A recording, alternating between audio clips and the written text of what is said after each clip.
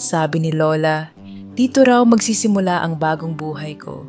Siya na lang ang kasama ko, simula nung bata pa ako. Siya rin ang nagturo sa akin kung paano lumaban kahit mag-isa. Pero ngayon, sabi niya, panahon na raw para matutong tumayo sa sarili kong paa. Sandali lang! Ay! Siguro ito si Lisa. Anak, ang laki mo na. Okay, pasok ka muna. Salamat po. Ay, nako, Iha. Masanay ka na dito. Turing mong parang bahay mo na ito. Tita, salamat po. Ay, Mario! Si Lisa nga pala. Anak ng ate ko si Marites. Ay, hello Lisa. Hello po. Ako nga pala yung Tito Mario mo. Welcome ka dito ha. Opo, tita, salamat. Ay, wait lang. Wala kang tubig. Mukhang malayo yung biniyahin mo eh. Inom ka muna, Iya. Thank you po. Kumusta na pala si Mama? Si Lola mo. Tagal na kami din nagkakausap. Okay naman po. Medyo mahina na po siya ngayon, pero nakakausap pa rin naman. Kinakamusta niya pa rin po kayo hanggang ngayon. Si Mama talaga. Kahit tumanda na, mabait pa rin sa lahat. Okay, Iha. Magpahinga ka muna. Ando sa bandang kanan ng kwarto mo. Nilinis ko yung kagabi para sa'yo. Salamat po, tita. Magluluto muna ako para makakain na tayo. Sige po, thank you po. Ang tahimik, ang linis, hindi ko sanay ito. Pero baka nga tama si Lola. Baka dito ko matutunang maramdaman ulit kung paano magkaroon ng tahanan. Makalipas ang ilang araw, habang kumakain kami, naiisip ko, ganito kaya ang pakiramdam ng may magulang. Di ko kasi alam, wala naman akong natandaan. Alisa, dagdagan mo yung sabaw mo. Paborito ng lola mo. Sige po, tita, salamat po. Pag sinigang ng tita mo, dapat kain lang ng kain. Sa sobrang sarap kasi niyan, naku baka mapalaginipan mo pa. Ay nako, Mario, puro kabiro. Ay, Lisa, si mama mo, anong balita?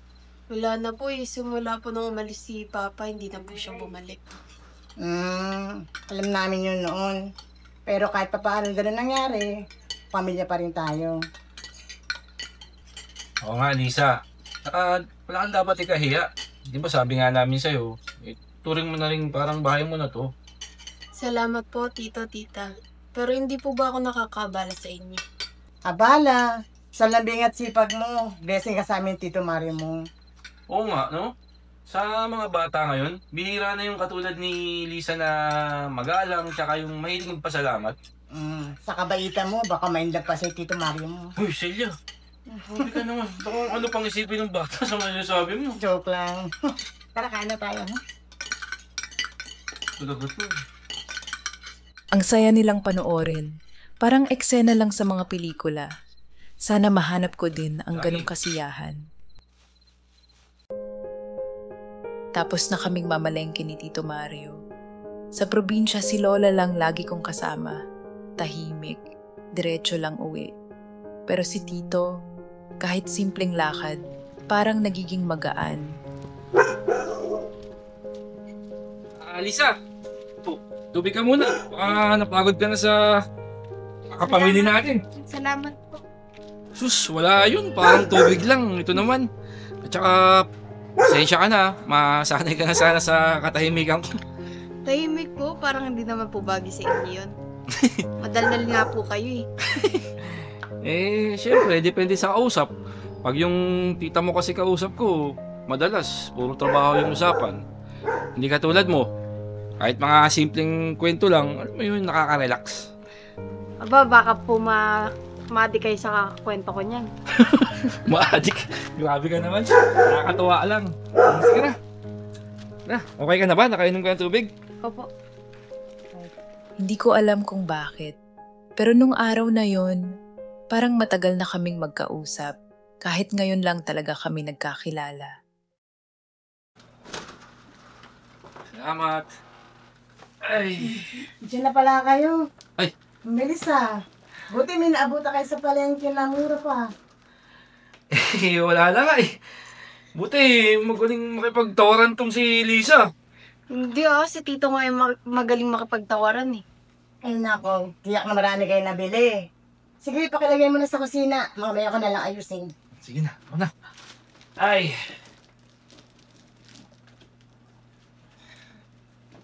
O Lisa, ayos ka lang ba dito? Hindi ka ba nahihirapan o nalulungkot? Okay lang naman po, tita. Medyo naninibag lang po. Pero masaya naman po. Mabait naman po kayo ni tita. Ay, syempre naman. Anak ka ng kapatid ko, parang anak na rin kita. Mabuti nga at may makakasama si Tito Mario mo pag wala ako.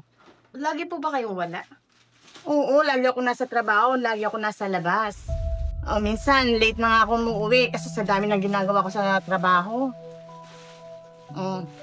Kaya, mabuti nandito ka. Salamat po, tita. Gagawin ko po yung lahat para makatulong po sa inyo. Okay, sige.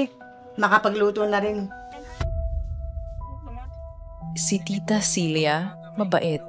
Hindi siya tulad ng ibang tita na madaldal o istrikta. Pero minsan, kahit tahimik ang bahay, may mga bagay kang nararamdaman na di mo maipaliwanag.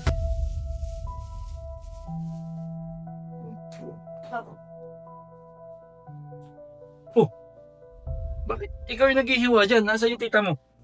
Tito, lumabas lang po saglit. Nakalimutan po kasi natin bumatis eh. Ganun ba? Oo nga, no? Oh, dahan-dahan ka lang dyan, ha? Baka mahiwa ka. Opo, tito. Kaya ko na po to. Oo naman. Alam ko namang sanay na sanay ka sa mga gawaing bahay, akit muna ako saglit, ha? Sige po.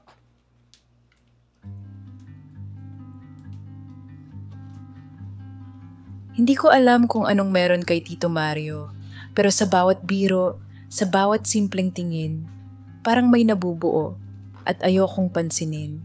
Pero ang puso ko, hindi marunong makinig. Ilang linggo na rin ako dito kina Tita Celia. Sanay na ako sa amoy ng niluluto niya, sa mga kwento ni Tito Mario. Minsan naiisip ko, ganito siguro yung pakiramdam ng may pamilya. Lisa, dagdagan mo yung kanin mo. Mukhang konti ang kinain mo eh. Hindi na po, tita. Busog na po ako. Masarap po kasi luto niya eh. Parang ang bilis po makabusog. Oh, ayan na. May fan ka na. Hindi na lang ako yung fan mo ngayon. Sus, gusto lang umulit ng ulam niyang pamangkin mo. Pagbigyan mo na yung bata. Ito naman. Nga pala, sasabihin ako. Bukas ng madaling araw, mapunta ako na Batangas. May training sa office. Baka mga 1 linggo ako mawawala. Madaling araw? Ganun kaaga? Mga anong oras ba? Mga 4:00. Susundin naman ako ng van eh. Tsaka baka kasi tulog pa kayo pag alis ko eh. Ang aga naman po nun, tita. Kaya niyo po yun? Oo, kaya ko yun. Tagal ko naman ginagawa ito eh. Habang wala ako dito sa bahay, tulungan mo si Tito Mario mo sa gawaing bahay. Sige po, tita. Ako na po bahala. Ayos ha. Kalain mo yun, magiging assistant ko wala tong si Lisa. Basta, huwag kayong magpupwet na dalawa ha. Salamat. At magmula nang dumating ka dito, naging masigla ang bahay.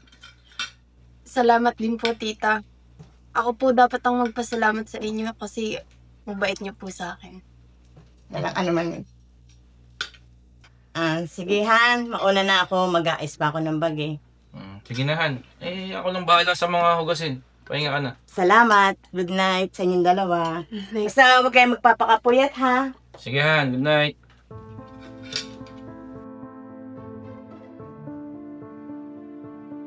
Sobrang bait ni Tita Celia. Kaya nung narinig kong aalis siya ng 1 linggo, ewan ko ba, parang kinabahan ako. Sabi ni Tita, maaga siyang aalis. Baka tulog pa ako. At nung gabing yon, huling beses kong narinig ang boses niya bago magsimula ang lahat.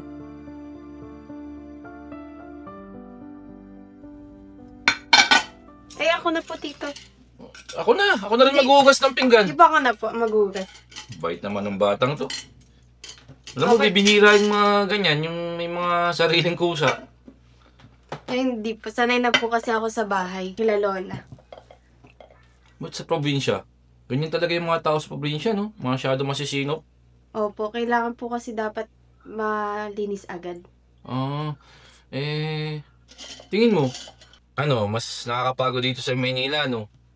Medyo po, pero kakayanin. Maghahanap na din po ako ng trabaho sa susunod na araw. Okay lang yun. Basta, alalahanin mo lang lagi, hindi lahat ng bagay may namadali. Kahit hindi ka matanggap, okay lang yan. Marami pang ibang opportunity dyan. Opo, sige po, Tito. Pagkatapos ko po maglinis, matutulog na din po ako. Sige na.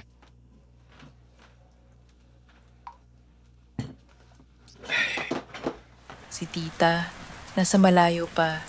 Kaming dalawa na lang ni Tito Mario ang natira sa bahay. Akala ko simpleng araw lang yun.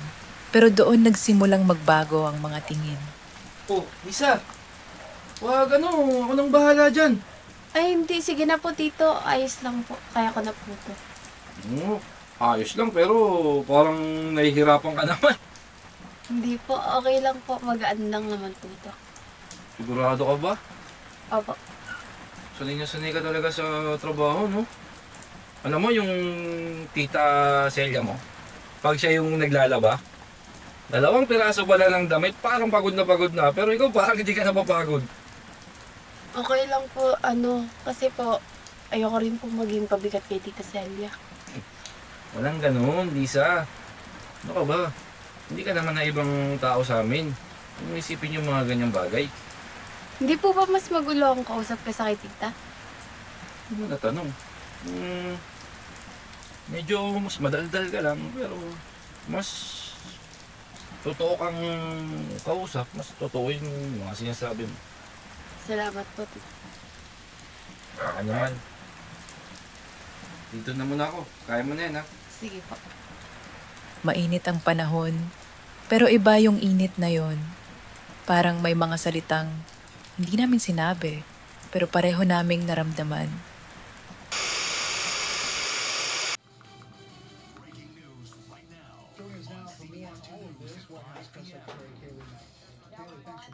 Tita, tubig po. Ay, salamat, Lisa. Buka muna. Ito. Ano mo ba, madalas mag-isa ako dito. Ito lang lagi yung pinapanood ko. Paborito ko kasi yan eh. Eh ngayon, Tito, may kasama ka na. Baka maiba na yung gusto mo. Depende. Siguro.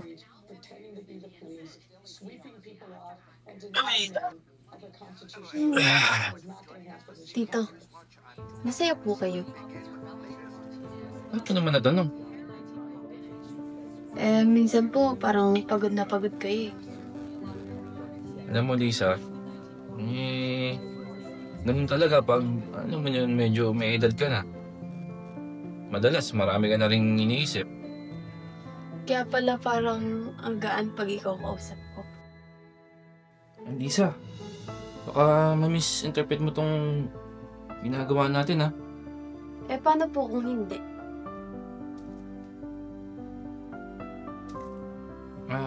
Siguro, pahinga ka na, matulog ka na. Pagod ka rin, di ba?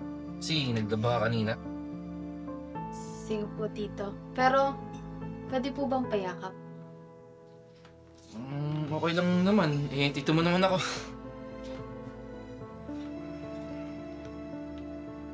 Ang daming sinabi sa katahimikan.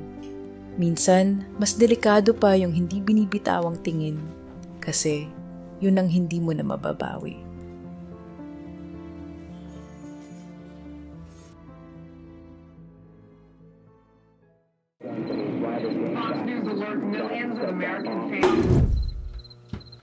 Sa dilim, mas madali yatang sabihin yung totoo. Walang ilaw na huhusga, walang tunog na pipigil. Isa? Po? Bakit walang ilaw? Tayo lang ba o yung buong barangay? Brownout po ata buong barangay. Alam ko may kandila dyan eh. Meron po dito ako na po. Makita mo ba?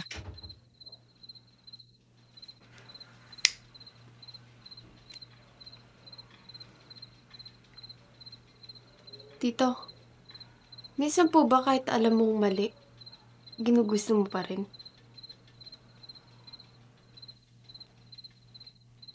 Lisa, mahirap yan. May mga bagay na madaling pasukin pero wala nang balikan.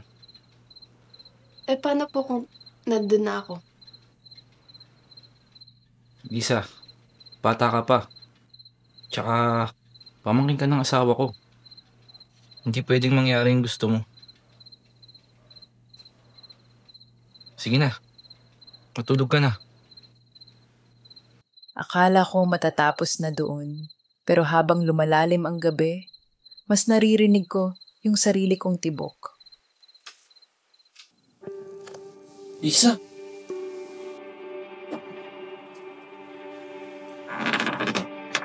Anong ginagawa mo nito?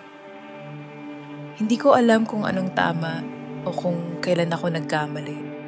Ang alam ko lang, pag-ibig o pagkakamali man to. Sa gabing yon, pareho kaming bumigay sa katahimikan.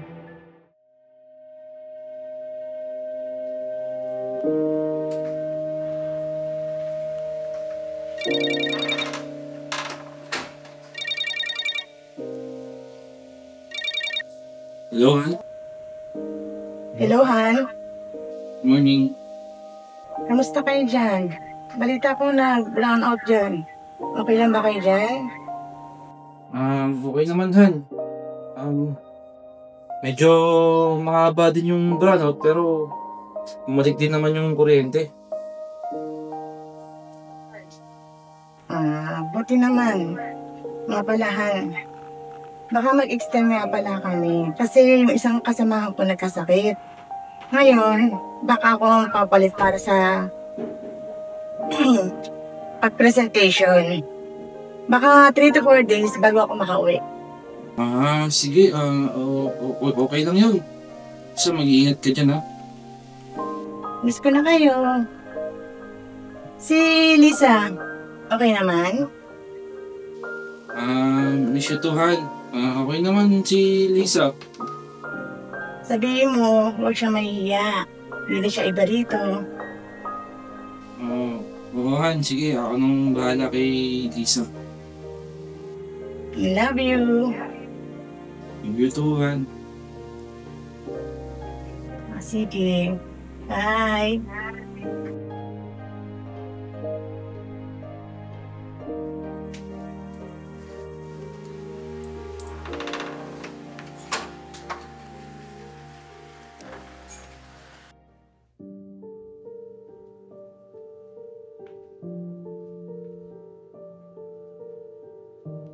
Lisa, pag-usapan natin yung nangyari kagabi. Wala naman pong dapat pag-usapan dito. Lisa, asawa ko ng tita Celia mo. Hindi mo alam kung gaano kabigat sa akin yung nangyari. Alam ko pong mali pero hindi ko po pinagsisisihan. Ayoko nang magpanggap kasi kahit sinong tanungin, sasabihin nilang kasalanan to. Pero sa puso ko, unang beses akong naramdamang totoo. Lisa, hindi na pwedeng maulit yun. Tsaka, hindi dapat talaga nangyari yun. Baka nga po hindi dapat. Pero ayoko rin na hindi nangyari.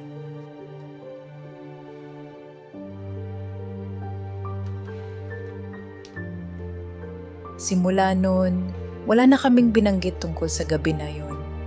Pero bawat tingin, bawat puntong hininga, parang inuulit namin lahat.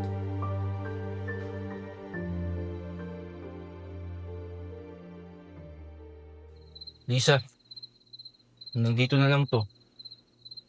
Hindi pwedeng masira yung pamilya ng dahil sa ating dalawa. Alam ko. Pero paano kung matagal nang sira yung loob ko? At kayo lang yung naging totoo sa akin. Ayokong magkunwari na walang nararamdaman. Kahit anong gawin ko, ikaw pa rin ang hinahanap ko.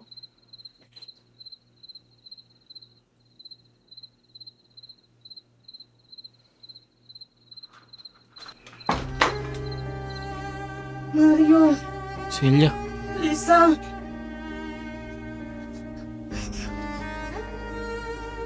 Dito pa sa bahay ko mismo. Mario, ikaw pa. Celia, di... Lisa, anak ka ng kapatid ko. Bakit niya ginawa sa akin? Celia, hindi mo naiintindihan eh. Hindi ko maintindihan! Kitang-kita ko sa mga mata ko! Pamilya ko kayo! Pinagkatiwala ko kayo! Tapos ganito lang gagawin nyo?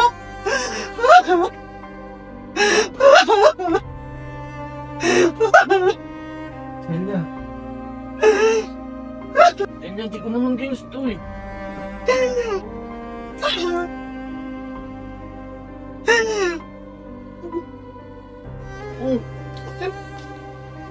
Nagtiwala ko sa inyo! Celia. Tawarin mo ko, Celia.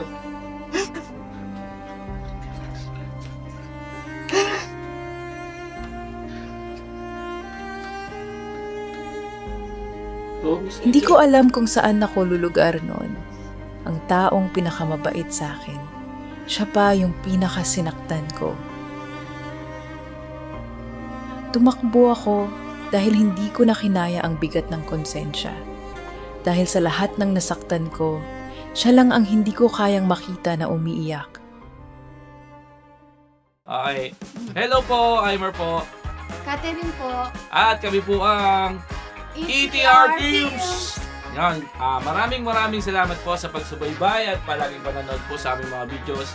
At huwag niyo pong kalilimutan mag-subscribe, malaking tulong na po sa amin yan. Thank you po sa lahat ng mga nanonood and shoutout po kay Direk.